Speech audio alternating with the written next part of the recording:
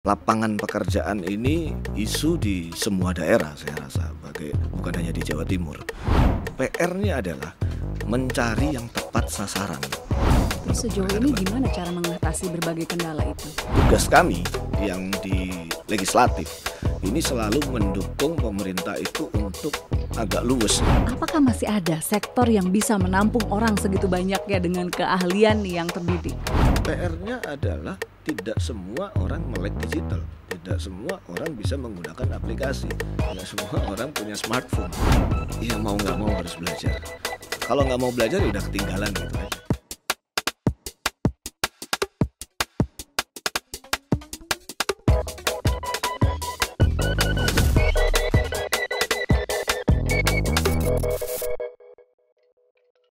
Halo sedulur Kompas TV, piye kabare? Seneng banget podcast saja Sapa Jatim kembali menyapa Anda kali ini.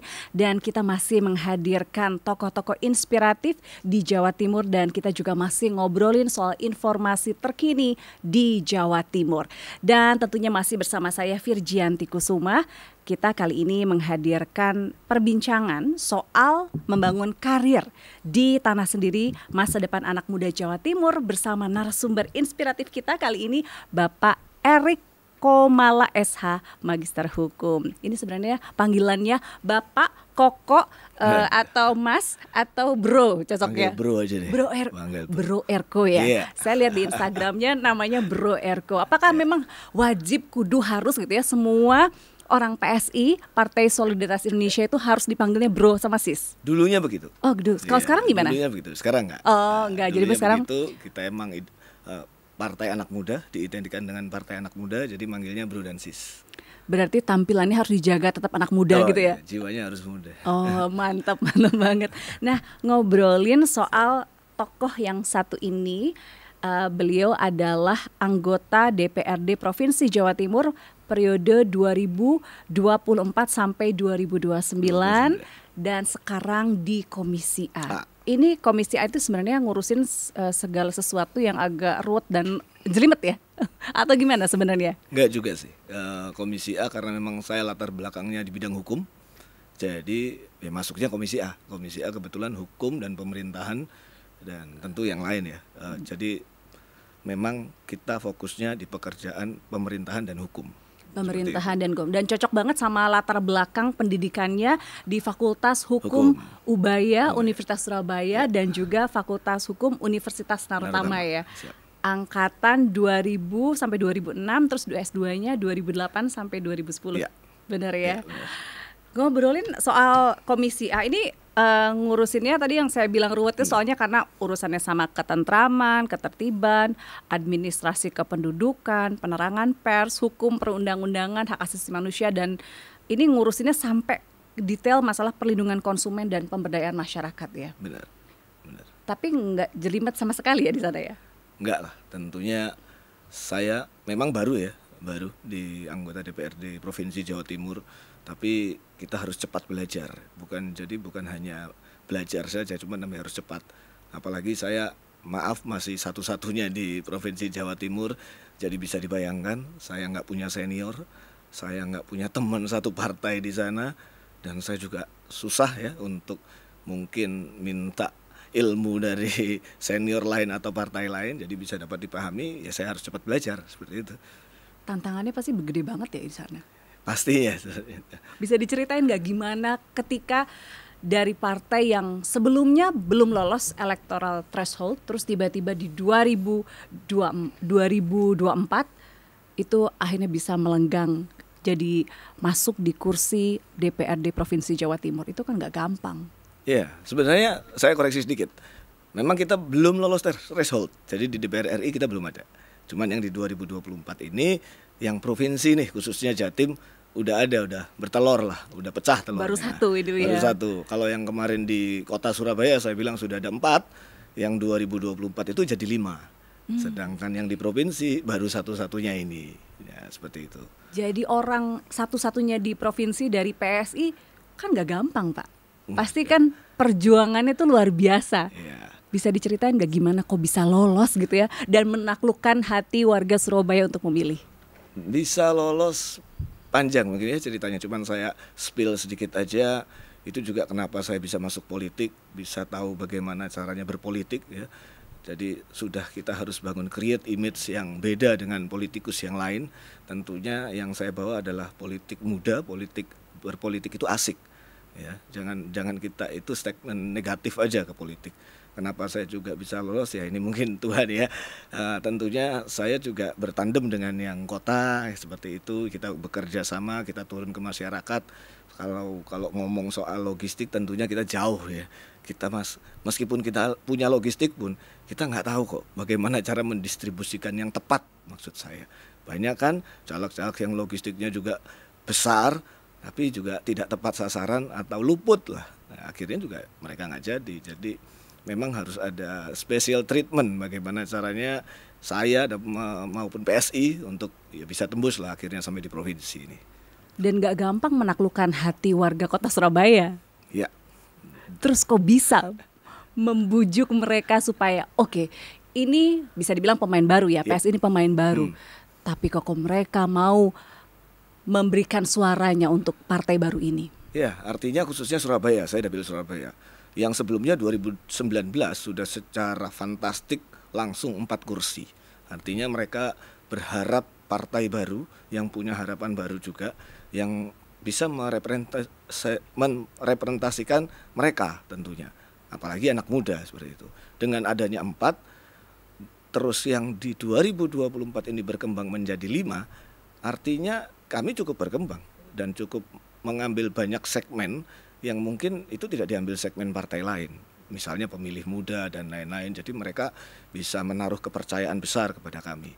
Dan bisa, alhamdulillahnya saya juga bisa sampai tembus ke Provinsi Jawa Timur, di mana kursinya hanya 8. Dan itu kalau bisa dibilang ya dapil neraka ya. Iya, pasti kan susah banget ya.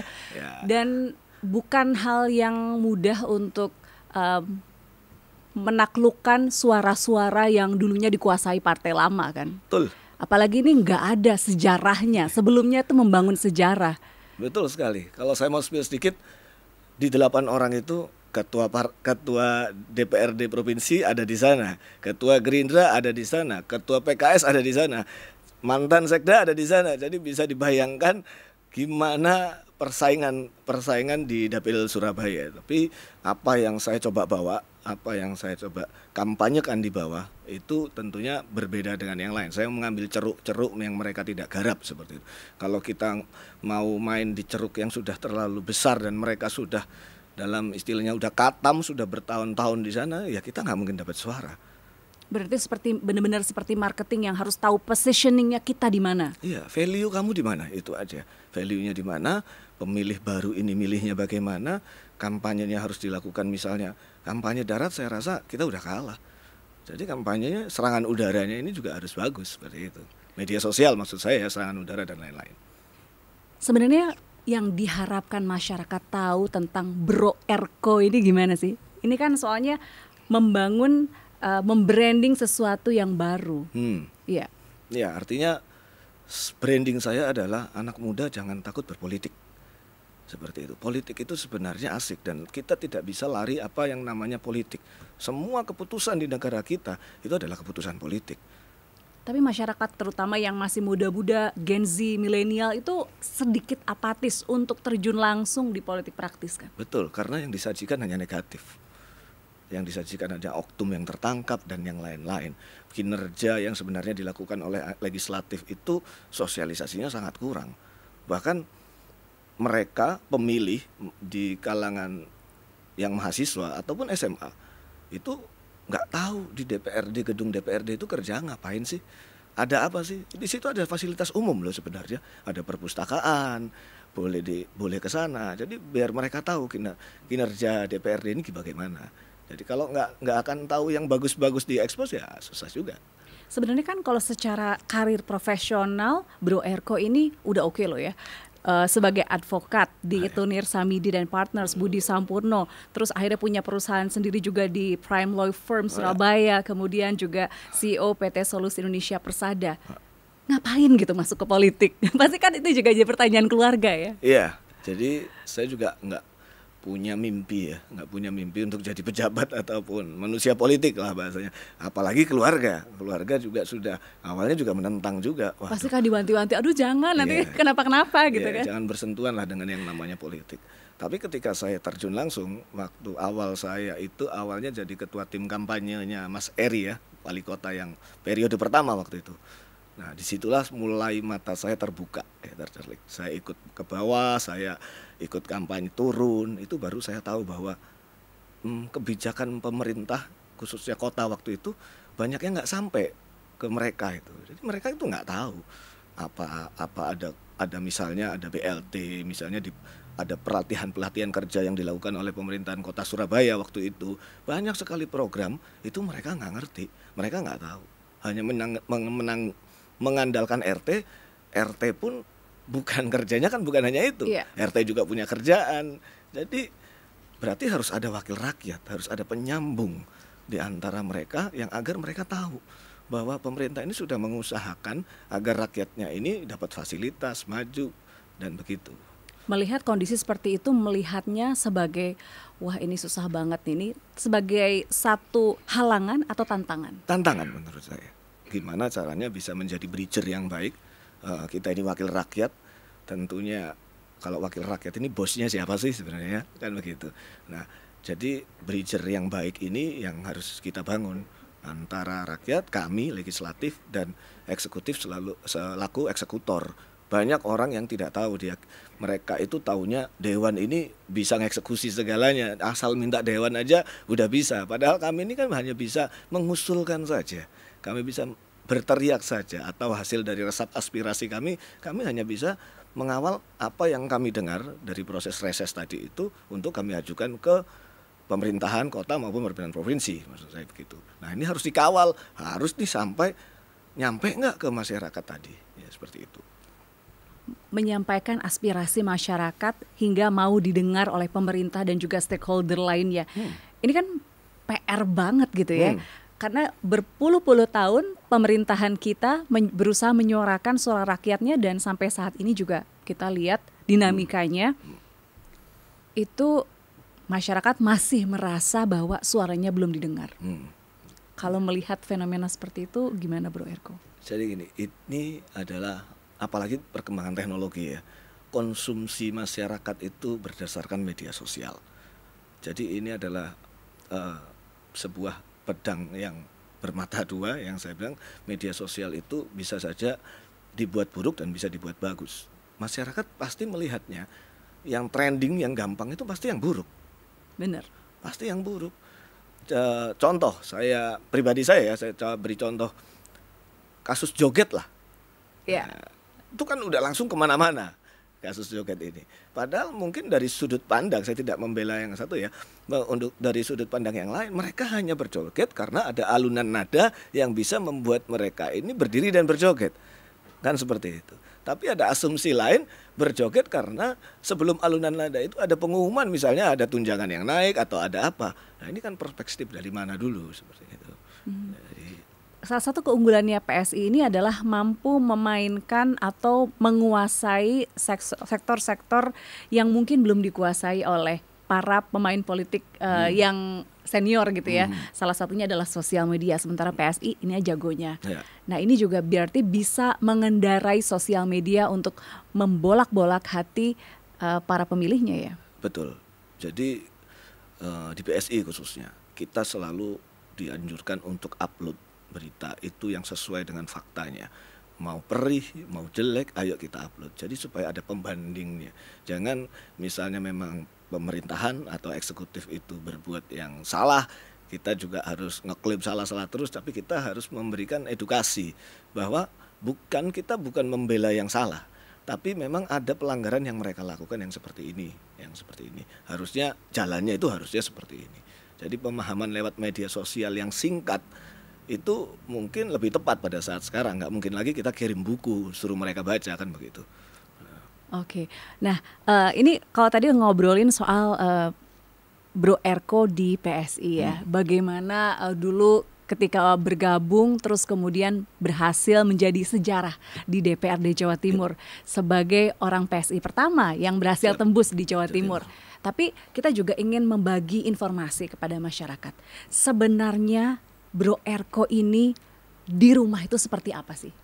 Seorang bapak, sudah menikah? Udah. Oh sudah. Seorang bapak, suami yang seperti apa? Ya, biasa aja lah ya. Yang pasti dengan kesibukan sekarang saya pasti menyempatkan waktu untuk keluarga ya, untuk anak terutama. Ada anak saya yang masih SD, kalau yang satu udah SMA. Jadi udah aman. Jadi karena masih ada anak SD ini ya udah butuh perhatian khusus, apalagi lagi senang-senangnya nih bermain nih. Jadi saya memang harus bisa meluangkan waktu antara pekerjaan, perjalanan dinas, dan ya sedikit menjelaskan lah bagaimana sih di perjalanan dinas ini yang saya harus ambil, harus ketemu, harus bagaimana. Jadi ya sudah harus pintar-pintar membagi waktu. Oke, jadi pekerjaan, keluarga, oke. Terus kemudian juga masih punya profesi lain juga sebagai di law firm, punya law firm dan juga CEO perusahaan gitu ya. Ini kan satu tantangan yang luar biasa dalam hidup ya, karena memegang beberapa peranan sekaligus. Tapi di samping memegang peranan yang luar biasa, juga masih sempat-sempatnya basket. Benar ya? Ya, kalau itu hobi aja lah. Sekarang basketnya biasanya di mana? Kalau udah lama sih udah nggak basket, cuman kadang yang kecil ini lagi suka-sukanya basket, jadi mintanya ditemenin dan diajarin terus. Jadi kalau kita udah gantung sepatu, sekarang udah harus beli sepatu lah kayak gitu lagi. Emang seberapa besar sih pengaruhnya olahraga gitu ya sama kinerja kita sebagai seorang anggota dewan atau sebagai manusia deh? Ya, kalau saya olahraga selain basket memang saya juga nge-gym dan yang lain-lain. Saya pikir itu sudah bukan suatu rutinitas yang harus saya lakukan, tapi kebutuhan. Jadi menjadikan sebuah kebutuhan. Jadi kapanpun bisa harus saya sempatin gitu. Apalagi dengan kesibukan yang harus saya lalui, fisik itu harus mendukung, nggak bisa nggak lah. Tapi kalau kita lihat emang PSI bugar-bugar semua ya, masih muda terus bugar. Apa emang ada tuntutan khusus gitu ya dari Pak Ketua Umumnya untuk anak semua kader-kader saya ini harus bugar, kelihatan muda dan fresh? Iya, jadi kelihatan mudanya sih ini karena fresh aja ya, karena fresh. Juga di PSI juga banyak kayak ketemu kita, mendampingi ada jalan sehat di Malang, terus kita ada futsal dan berbagai macam olahraga. Jadi itu rutin dilakukan sampai DPP pun. DPP pun. Sampai di tingkat DPP pun ada. Tingkat di DPP itu ada. Seminggu ada bisa sekali, kadang-kadang karena 2 memang kali. ketumnya juga suka olahraga Suka olahraga juga si ketum. Oh oke. Tapi memang tidak ada, apakah ini juga salah satu cara olahraga, branding olahraga ini sebagai salah satu cara untuk mendekati para simpatisan-simpatisan yang memang generasi muda? Yep, benar sekali itu. Jadi itu memang ceruk pasar di situ. Salah satu strateginya itu di situ. Untuk waktu dulu deketin warga kota Surabaya juga caranya gitu juga atau enggak? Saya dulu kampanye hampir seminggu ada 4 atau 5 kali itu senam, itu ikut senam. Senam? Senam di mana? Senam sama ibu-ibu kalau pagi. Keliling seperti itu. Ya, udah biasa banget akhirnya. Jadi kenalan datang gitu ya, ibu lagi senam, kenalan, perkenalan diri. Sosialisasi begini. Saya sebagai saya Erik gitu ya. Akan mencalonkan diri di DPRD. Harapan ibu apa gitu. Sampai sebegitunya. Seperti begitu. Terus mereka ngomong gimana? Apa reaksi mereka? Ya awalnya mereka heran ya. Jadi kenapa sih kok sampai ke komunitas yang seperti itu, dan ketika saya sosialisasi apa yang bisa saya bantu, mereka menyambutnya dengan bagus. Artinya misalnya dari hasil senam itu saya bisa reses di komunitas itu, ada butuh apa sih ya, mereka mungkin paling nggak butuh sound system lah ya mereka. Seperti itu. Nah itu yang kami bisa juga mintakan atau kami bisa eksekusi untuk agar bisa diberi. Ini kayaknya Zumba membawa berkah gitu ya. Iya. Tapi memang sebegitunya datang ke sebegitunya. Dan mereka menanggapi dengan positif. Dengan positif. Ya belum ada yang ngusir lah. Waktu itu optimis nggak itu bisa meraih suara? Awalnya coba-coba aja. Awalnya karena begini, yang namanya kita orang politik ya, pasti kalau datang ini pasti sudah stigmanya udah negatif. Wah ini PDKT ada maunya nih, pasti gitu kan ya? Paling mau bawa begini. Cuman dengan cara ya alhamdulillah bisa meraup suara dari situ. Oke, selain datangin ibu-ibu senam apalagi itu, ini trik-triknya unik dibanding partai lain. Kalau partai lain kan ke masyarakat minta bantuan apa ambulans, peralatan ibadah gitu. Tapi itu ini logistiknya gede, Mbak. iya, kalau ini ke ibu-ibu senam saya baru dengar gitu ya. Terus apa Iya, lagi iya, yang unik dari PSI ini Iya. ketika mendekati masyarakat? Artinya apa yang kita janjikan jangan sampai meleset lah, seperti itu. Kita Jadi memang jangan terlalu ngasih harapan muluk gitu ya. karena kita tidak money politik, artinya ya jadi kita kasih harapan. Kadang masyarakat itu butuh didengar saja. Dan banyak masyarakat yang saya datangin itu, yang saya janjikan ketika saya datang, saya jadi simple banget. Saya akan datang lagi. Itu aja. Jadi hanya itu janjinya, saya akan datang lagi. Iya. Karena PSI ini kan partai baru tapi juga mengemban tugas yang berat ya. Karena janjinya adalah no money politics, terus juga tidak korupsi. Itu kan PR berat banget. Iya. Enak di mulut, nggak enak di pelaksanaan. Iya. Jadi memang kalau anti money politik ya kita itu sudah DNA kita ya. Jadi kita nggak akan jalan juga seperti itu ya. Kita juga mau jalan pun seperti itu kita nggak tahu caranya. Kemudahan soalnya ya partainya.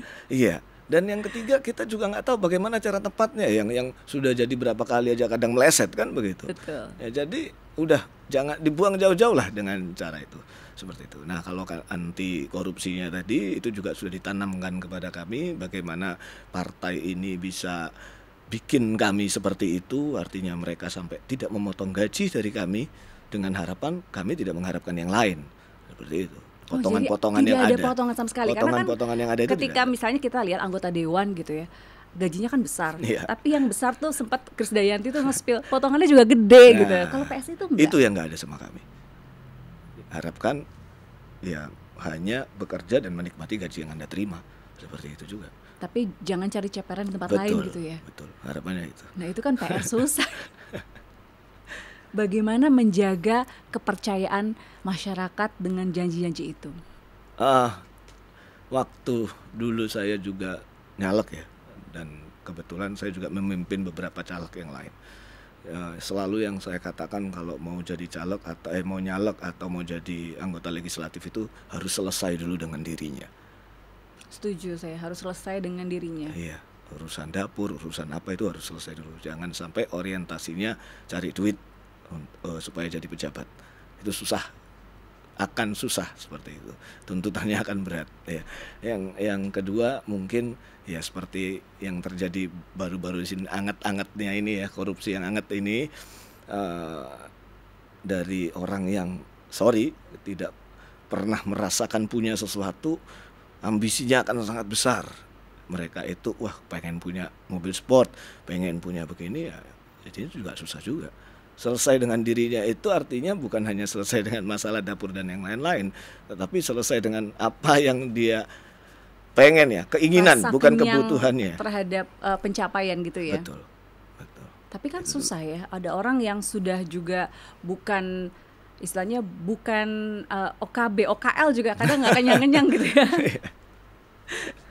Ya itu. Itu kan sulit ya, sesuatu yang memuaskan rasa kenyang manusia. Susah, itu tidak ada batasannya. Oke. Nah, kita sekarang balik lagi ke materi kita ya. Siap. Yang ruwet-ruwet itu. Tapi ini mudah-mudahan dijawabnya nggak ruwet, santai aja lah ya. Siap. Saya nggak akan nanya yang susah-susah, yang ribet-ribet, enggak. Kita kan ngobrol masalah membangun karir di tanah sendiri.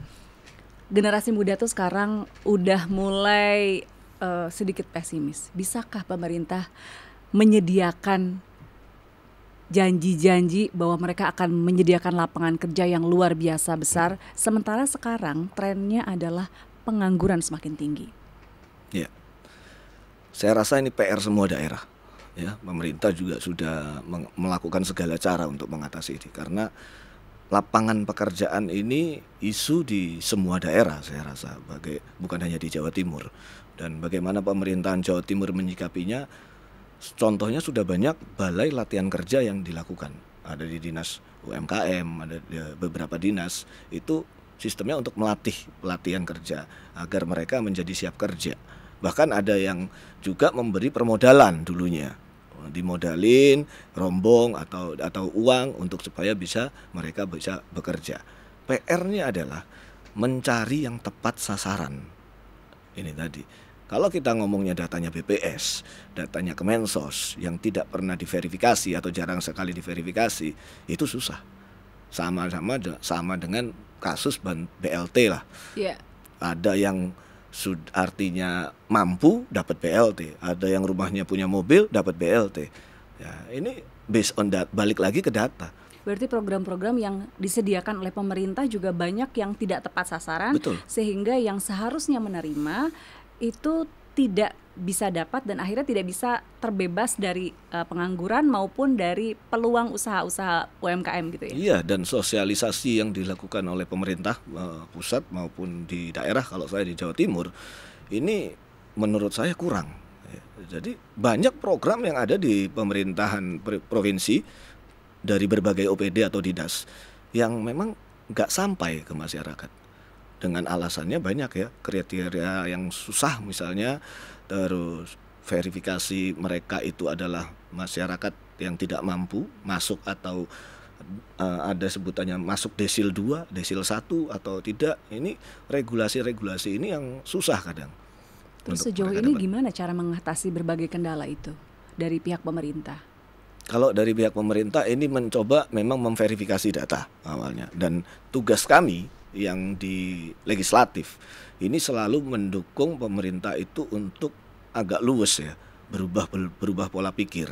Gimana kami yang turun ke lapangan menyerap aspirasi itu dalam tanda kutip paling tahu sekarang perkembangan di daerah dapil kami itu bagaimana, apa sih yang dibutuhkan, dan itu yang harus disinkronisasi pada program pemerintahan yang ada sekarang. Misalnya nih di daerah dapil kami banyak pengangguran tapi lulusan SMA, SMK. Berarti sebenarnya terdidik pengangguran yang betul, pengangguran dengan terdidik ya. Artinya sudah ada harus program yang tepat guna, bukan yang tidak tepat guna. Jadi nyambung gitu. Mereka bisa langsung kerja atau mereka bisa kerja sama dengan perusahaan, kan banyak sekali itu. Baik, kemudian di DPR kan tentunya kita terus mendorong adanya berbagai kebijakan. Nah, untuk masalah ini terutama pengangguran dengan kondisi tenaga kerja terdidik, apa yang kira-kira bisa didorong kepada pemerintah untuk mengurangi pengangguran? Iya, jadi pemerintah ini sebenarnya sudah bikin beberapa cara. Ya, selain pelatihan tadi, ada juga platform digital. Ya, platform digital, pelatihan digital kayak yang dilakukan oleh Diskominfo itu sudah banyak sekali mengajarkan bagaimana literasi digital, bagaimana bukan pengangguran saja, orang yang membutuhkan pekerjaan ini, apalagi dari era yang medsos sekarang, mereka sudah sering melakukan pelatihan digital secara luring maupun secara daring. Nah, program seperti ini itu banyak harusnya yang ya seperti yang saya tadi bilang, PR-nya ini kita harus sosialisasinya lebih kencang lagi. Berarti selama ini ada gap sosialisasi dari pemerintah ke masyarakat. Kendalanya tuh kenapa ya? Apakah memang kurang canggih dalam merancang program atau masyarakatnya sendiri kesulitan memperoleh akses informasinya? Kalau kita ngomong Surabaya, perkotaan, akses informasi itu mestinya gampang. Kalau di daerah lain mungkin nggak seperti itu ya, akses internet masih ada yang kurang. Tapi kalau khususnya di Surabaya saya rasa aksesnya gampang. Cuman sosialisasinya ini yang mungkin terhenti.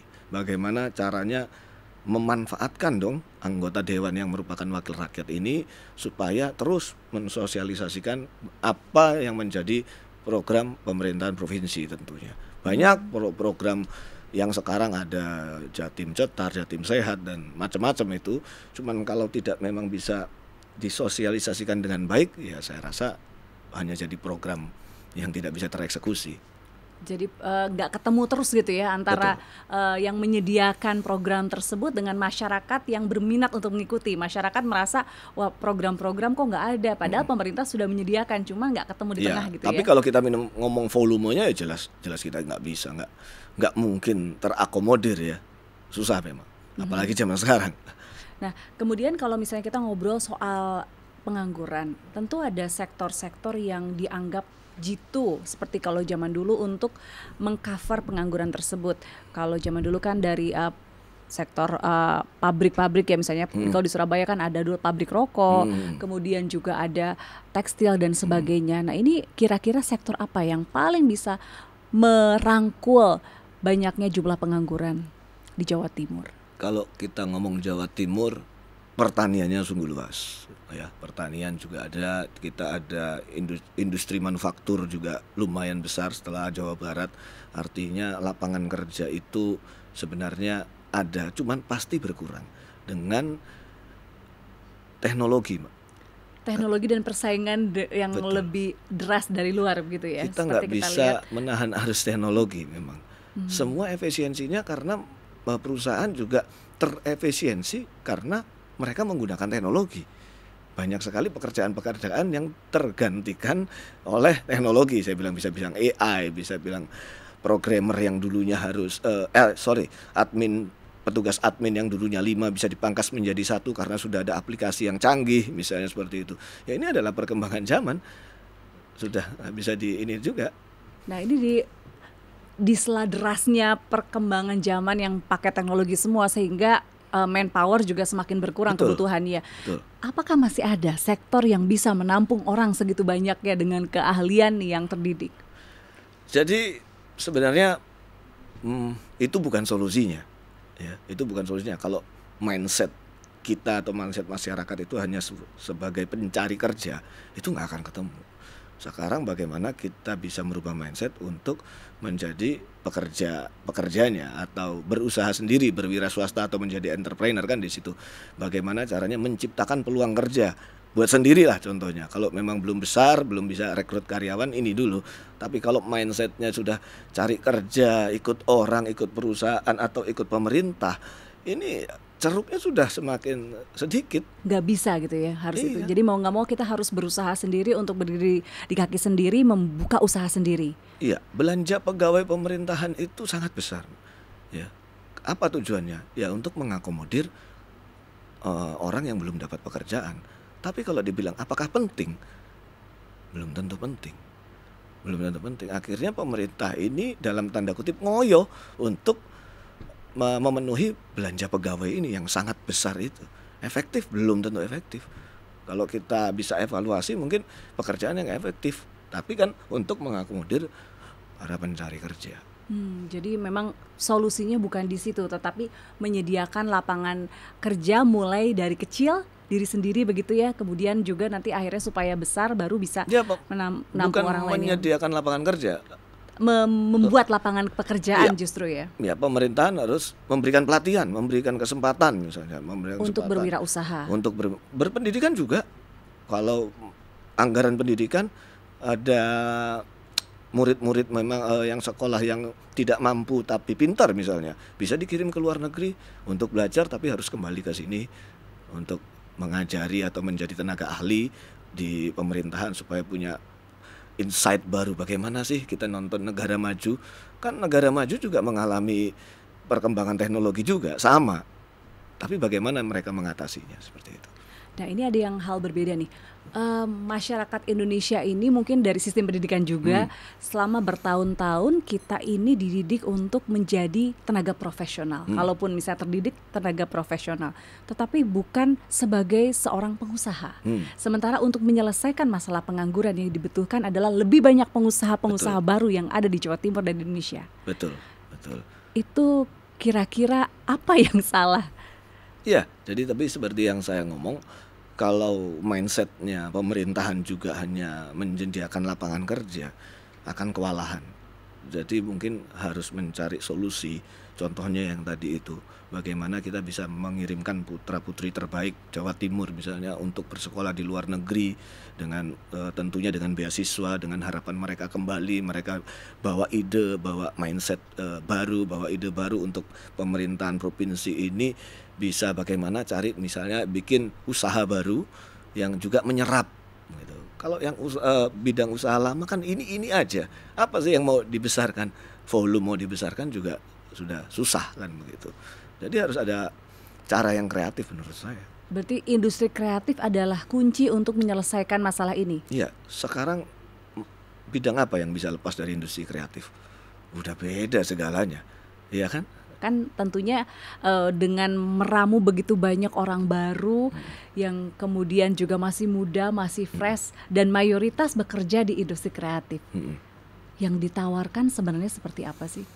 Yang kami tawarkan adalah memang tidak secara politik ya, secara politik involve memang ikut kepada partai politik, ya, untuk ikut partai politik agar bisa masuk di legislatif, eksekutif tentunya, dan dengan cara-cara kreatif mereka ini mereka bisa eksplor sebanyak-banyaknya. Bagaimana sih? Bukan hanya soal kampanye, bukan hanya soal mencari membuat sebuah konten, tapi apa yang diajarkan ini bisa jadi lapangan pekerjaan misalnya. Banyak sekarang lapangan pekerjaan yang dari media sosial ya, bisa menjadi seorang clipper contohnya. Iya. Clipper itu kerjanya di rumah. Iya, memotong-motong percakapan. Misalnya kita ada podcast saat ini, kemudian dipotong-potong dan kemudian jadi konten begitu ya. Dan itu fee-nya lumayan fantastik kan? Ya seperti itu contohnya. Ya mungkin yang hal-hal yang seperti itu banyak yang belum tahu. Yang seperti itu ya, itu merupakan satu pekerjaan. Perlukah pemerintah mengadakan pelatihan-pelatihan semacam itu? Karena kalau kayak profesi-profesi yang terbaru seperti clipper, kemudian ada profesi-profesi yang berhubungan dengan media sosial, terutama misalnya untuk mengenal market media sosial, itu kan belum banyak yang tahu. Padahal itu satu yang subur sekarang ya. Yep. Jadi satu untuk menyediakan lapangan pekerjaan yang subur. Ya, itu dia tadi yang sering saya bicara sama dinas ya. Bicara sama dinas atau OPD terkait misalnya Diskom Info ya. Saya sering sekali bicara bagaimana mereka itu harus kreatif. Bagaimana mereka bikin pelatihan yang sekreatif mungkin, yang bisa membuat pelajar yang sudah lulus, yang nganggur itu bisa dapat pekerjaan. Bahkan di Diskom Info kemarin ini keren sekali, dia bikin acara cerdas digital itu sampai untuk kaum difabel pun diundang. Jadi bagaimana kaum difabel ini bisa cari duit yang mereka mungkin punya keterbatasan, nggak bisa keluar, tapi ada laptop, ada wifi, ada internet, mereka bisa make something lah buat itu. Seperti itu. Oke. Selain yang cara-cara tadi, apakah ada cara lain untuk mendorong peningkatan kompetensi digital, terutama untuk milenial ya? Kalau Gen Z sekarang udah lebih maju dari milenial, tapi milenial ini kan juga agak terseok-seok dengan perkembangan teknologi seperti ini. Iya, mau nggak mau harus belajar. Memang pemerintahan juga sudah menyediakan, saya rasa banyak sekali platform yang menyediakan pelajaran-pelajaran berikut. Kalau nggak mau belajar ya udah ketinggalan gitu aja, nggak bisa. Jadi emang harus orangnya sendiri yang mau belajar. Harus mengembangkan diri. Kalau kita nggak bisa mengembangkan diri zaman sekarang, udah nggak zaman dulu, kita nggak bisa, segalanya itu tidak disediakan dalam tanda kutip seperti itu. Dicari pun yang nyari udah banyak. Tapi sebenarnya pemerintah menyediakannya lapangan pelatihan itu apakah sudah cukup memadai? Dalam arti variasi peluang pekerjaan yang mungkin muncul, apakah sudah memadai? Misalnya pelatihan clipper, kalau pelatihan buzzers enggak recommended ya, tapi pelatihan semacam itu bahwa ini bisa jadi peluang usaha nih, ini peluang usaha sebagai misalnya afiliator dan lain-lain. Iya, jadi memang itu kita lihat segmennya dulu ya. Kalau kita ngomong general, mungkin itu kurang populer. Ya, artinya masyarakat ini lebih milih dikasih duit modal usaha. Betul. Kan begitu. Atau dikasih rombong lah, atau dikasih alat penunjang usaha. Itu bagi mereka lebih kelihatan. Ya, lebih kelihatan dan bisa langsung dieksekusi. Tapi satu lagi, meskipun saya contoh rombong ya, meskipun mereka sudah diberi rombong lah istilahnya, mereka mau memulai jualan. Oke, dikasih tambahan modal. Persaingannya bagaimana di sana? Mereka punya tempat apa tidak? Atau berjualan yang serupa itu pasti banyak. Kalau mereka nggak kreatif juga, nggak akan bisa bersaing. Contohnya kreatifnya, mereka nggak main medsos nih, mereka hanya jual gorengan. Kalau gorengan biasa banyak sekali yang jual gorengan. Tapi misalnya kalau gorengannya pakai keju melted misalnya, terus mereka melihat apa yang trending sekarang, mereka bikin lagi trending donat yang gede-gede, mereka bikin yang donat gede-gede. Nah, itu masih oke. Artinya bukan hanya barang yang kita harus sediakan, tapi edukasi untuk cara jualan digital marketing ini juga kita harus ajarkan. Seperti itu. Dan sejauh ini apakah sudah diberikan fasilitas yang mumpuni oleh pemerintah untuk mendidik misalnya para pedagang kaki lima untuk mereka memanfaatkan sosial media?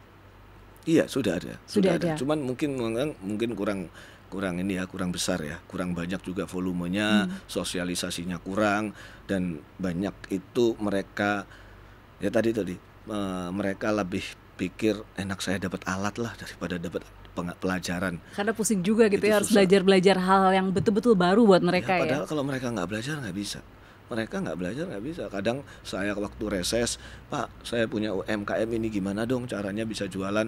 Nah, sedangkan sekarang semua pada jualan ini. Ya, ini kan berarti mereka harus punya cara berjualan yang bukan konvensional maksud saya. Dan kadang mereka mau belajar di mana, Pak? Oh, ini ada loh dinas UMKM yang buka kelas untuk ini. Nah, seperti itu. Jadi memang mereka yang sendiri juga harus mau untuk maju, untuk kreatif gitu ya. Nah, tapi kan sering kali misalnya kalau kita lihat, saya pemerintah mengadakan pelatihan, contohnya saja misalnya, meskipun saya nggak yakin udah ada atau belum, pelatihan sebagai clipper yang mungkin ketika mereka setelah melaksanakan pelatihan itu bingung, oke, kita mau cari kliennya bagaimana, terus jualan produknya itu bagaimana, karena kan ini produk-produk yang bisa dibilang baru buat mereka dan mereka belum ada link di sana.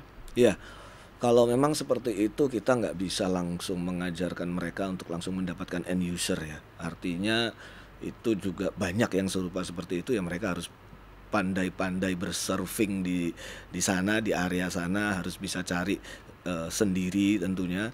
Beda dengan UMKM secara fisik, misalnya tadi bantuan itu kadang pemerintahan itu bisa menyediakan tempat lapak untuk bekerja, bahkan kalau kami mengadakan event-event seperti kemarin 17 Agustus atau apa, yang diundang kan adalah UMKM untuk bisa jualan di sana seperti pasar rakyat. Nah, itu mungkin udah disediain, terus dikasih tempat untuk jualan, pasarnya ada, mungkin seperti itu. Tapi kalau di media sosial atau industri kreatif seperti itu, rasanya kami juga nggak bisa untuk menyiapkan pasarnya. Cuman rambu-rambunya, panduannya kan sudah ada. Jadi memang yang ikut pelatihannya juga harus kreatif sendiri. Betul. Untuk mencari bagaimana ceruk pasar itu produk mereka laku gitu ya. Bagaimana kita bisa masuk industri kreatif kalau orangnya nggak kreatif.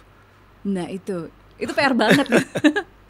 Ya. Meskipun kreatif kan bisa aja kreatifnya jadul gitu kayak saya kreatif upgrade. Tapi jadul udah nggak kepake lagi di era sekarang ini. Mau nggak mau harus upgrade.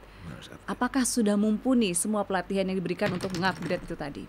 Ya memang kalau saya akui memang belum mumpuni ya. Cuman kalau program ini terus dilakukan, artinya banyak masyarakat yang juga mendapatkan manfaat, tentunya volume kan juga kita bisa besarkan.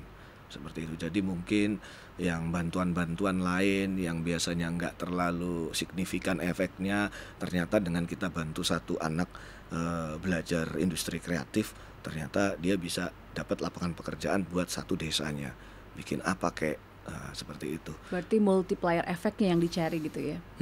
Oke. Kemudian ini balik lagi nih ke yang sektor tadi jualan secara real. DPRD Jatim ini kan memastikan agar bantuan modal atau kredit UMKM bisa tepat sasaran. Tapi bisakah memantau supaya tepat sasaran? Pertanyaan saya. Itu PR besar memang ya. Jadi mau bantuan model apapun, pengawasan itu yang paling penting supaya tepat sasaran. Seperti tadi yang saya sudah bicara ya, banyak sekali bantuan itu yang tidak tepat sasaran karena berdasarkan data yang mereka punya ini sudah data yang tidak pernah di-upgrade atau diverifikasi ulang ya. Contohnya ada yang sudah meninggal aja BLT masih dapat warisan kan itu namanya. Nah, itu contoh kecil. Jadi artinya kalau mau bikin program, bikin bantuan, apalagi kredit uang nih ya, ini harus fungsi pengawasannya ini memang harus benar-benar dilaksanakan nggak ini program kerja ini. Mereka sudah bisa menghasilkan nggak dari sini, dan dievaluasi. Jangan sampai mereka sudah buka, udah punya modal, 1 bulan juga tutup. Habis itu didiemin, kita nggak lakukan evaluasi. Nanti tahun depan keluar lagi program seperti itu, kan percuma. Jadi harusnya kita tahu kenapa kok bisa sampai tutup.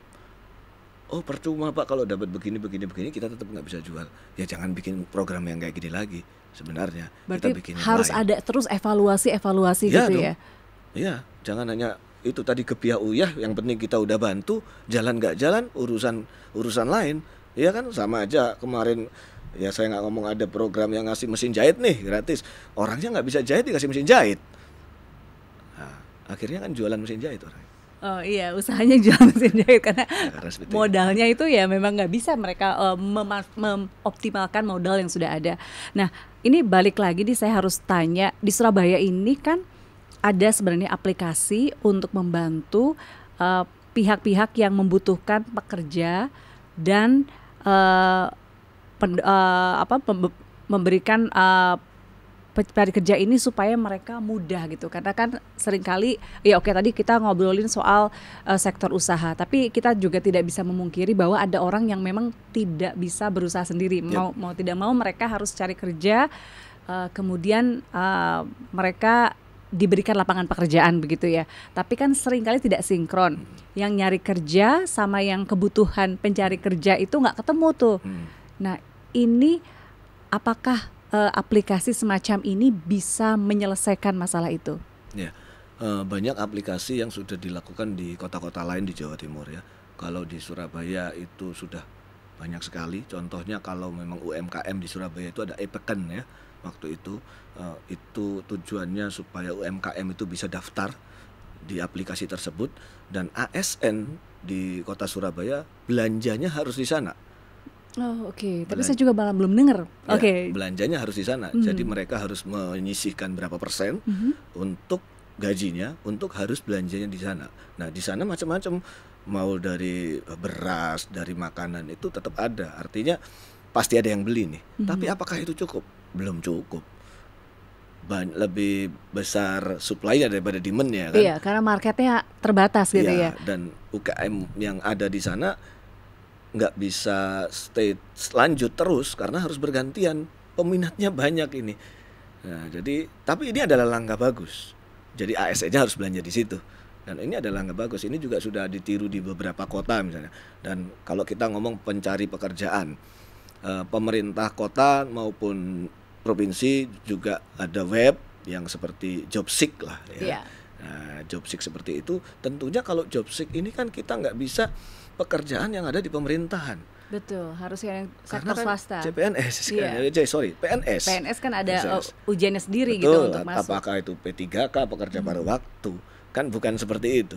Jadi mungkin Jobseek yang dilakukan oleh pemerintahan itu juga kerjasama dengan swasta tentunya. Nah, makanya aplikasi-aplikasi yang bisa membantu langsung seperti e-Peken, ada LA Job, ada di Bojonegoro saya tadi dengar, ada juga yang baru mereka sudah launching. Ya itu sebenarnya ngefek, Cukup membantu saya rasa. Oke. Terus apa yang perlu dievaluasi dari kinerja semacam itu dengan menyediakan aplikasi dan kemudian memberikan peluang untuk orang cari kerja? PR-nya adalah tidak semua orang melek digital, tidak semua orang bisa menggunakan aplikasi, tidak semua orang punya smartphone, kan seperti itu. Dan tidak juga semua aplikasi itu dikenal oleh masyarakat juga. Kalau Jobseek karena dia punya nama sudah lama, tetapi kalau yang aplikasi-aplikasi baru kan mungkin sosialisasinya juga kurang seperti itu. Jadi memang sosialisasi ini kunci utama. Sebenarnya program dari pemerintah Jawa Timur tentunya memang berasal dari aspirasi-aspirasi yang kita dapatkan seperti itu. Kenapa yang saya bilang program ini nggak boleh kaku? Karena dinamis sekali sekarang. Nggak bisa program-program yang sudah diturunkan begitu-begitu sekarang sudah nggak sudah nggak up to date sekali menurut saya. Jadi harus bisa nggak kaku. Gimana caranya nggak kaku? Kepala dinas atau OPD ini juga harus upgrade tentunya. Mungkin memang usianya bukan di usia yang sekarang ya, sudah bukan milenial masih ada lah ya. Milenial masih ada, tapi sekarang Gen Z gitu. Gen Z, Alpha apalagi kan mereka udah harus tahu, dengan harapan mereka juga nge-hire orang PNS yang tentunya harus di-upgrade, harus diberi pelatihan. Yang sekarang ini trendingnya bagaimana sih? Seperti itu. Oke, kalau kita ambil summary dari ngobrol kita hari ini, apa yang kira-kira bisa didorong dari DPRD Provinsi Jawa Timur untuk menyelesaikan masalah pengangguran ini? Ya, artinya pemerintahan Provinsi Jawa Timur itu tidak hanya menyediakan lapangan pekerjaan saja. Karena kalau kita berangkat dari sana, dari harus menyediakan lapangan pekerjaan yang banyak seperti itu, saya rasa susah. Dengan persaingan usaha dan teknologi yang tadi saya bilang susah. Sekarang bagaimana PR-nya, caranya untuk menciptakan pengusaha-pengusaha, entrepreneur misalnya, startup yang baru, yang bisa menciptakan lapangan kerja yang sekarang lagi hype nih, yang sekarang lagi banyak nih, sekarang lagi butuh seperti itu. Tentunya dengan pelatihan-pelatihan yang tadi, bisa kerjasama dengan swasta. Bagaimana sih swasta ini semua kan mengalami nih penurunan politik lah, keadaan politik, terus keadaan ekonomi semua mengalami. Tapi kita bisa belajar dengan pihak swasta bagaimana sih bisa survive-nya seperti itu. Terima kasih Pak Erik Kumala dari Komisi A DPRD Provinsi Jawa Timur. Mudah-mudahan yang udah disampaikan ke masyarakat ini bisa memberikan pencerahan. Kenapa ya kira-kira masalah pengangguran ini susah banget gitu ya dituntaskan untuk di Jawa Timur. Ternyata memang bukan menyediakan lapangan pekerjaan baru, tetapi justru kita sendiri mendidik diri kita sendiri untuk mencoba berusaha sendiri sehingga kita menjadi penyedia lapangan kerja baru bagi orang lain. Ya, kalau bahasa saya jangan pernah berhenti untuk berkembang atau melakukan pengembangan diri. Upgrade itu selalu. Tidak ada kata terlambat untuk upgrade. Terima kasih Erik Kumala, Sarjana Hukum, Magister Hukum. Terima kasih sudah ada di podcast Sapa Jatim. Dan mudah-mudahan ini informasinya bisa didengar lebih banyak masyarakat di Jawa Timur. Sukses selalu. Terima kasih. Luar biasa untuk pencapaiannya, pecah telur ya di Jawa Timur. DPRD pertama dari PSI di Jawa Timur. Selamat untuk segala pencapaiannya. Terima kasih sudah hadir sama kita dan mudah-mudahan kita bisa berbagi lagi untuk topik-topik lainnya ya. Siap. Terima kasih banyak dan pemirsa jangan lupa tetap saksikan podcast saja Sapa Jatim di YouTube Kompas di Jawa Timur. Jangan lupa juga like dan juga subscribe. Saya Virgianti Kusuma. Sampai jumpa.